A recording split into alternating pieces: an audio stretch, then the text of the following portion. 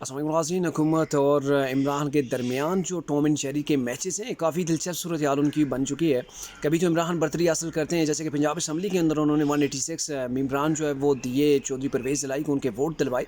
लेकिन उसके बाद अब हुकूमत ने ऐसी चाल चली है कि इमरान को चारों शाने चित कर दिया है, क्योंकि इमरान वापस आना चाहते थे पार्लियामेंट का हिस्सा बन के, शहबाज शरीफ को टफ टाइम देने के लिए वहाँ पर अदम एतमाद ला सकते थे। तो ऐसी सिचुएशन के अंदर गवर्नमेंट ने उनके 35 अरकान जो पार्लियामेंट है उनको डी सीट कर दिया है।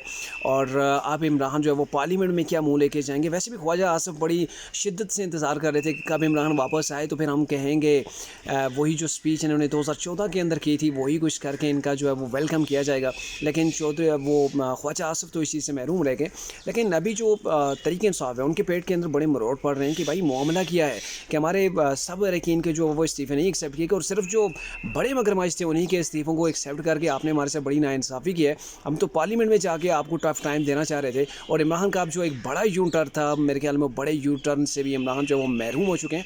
अब देखना यह है कि अब इमरान खान कौन सी सियासी चाल चलते हैं, या फिर जो उनके पास बकिया जो 70 मेम्बरान पार्लियामेंट हैं वो उन्हीं के ज़रिए उन्हीं को पार्लियामेंट के अंदर भेज कर फिर इमरान खान पार्लियामेंट का हिस्सा बनने जाएंगे।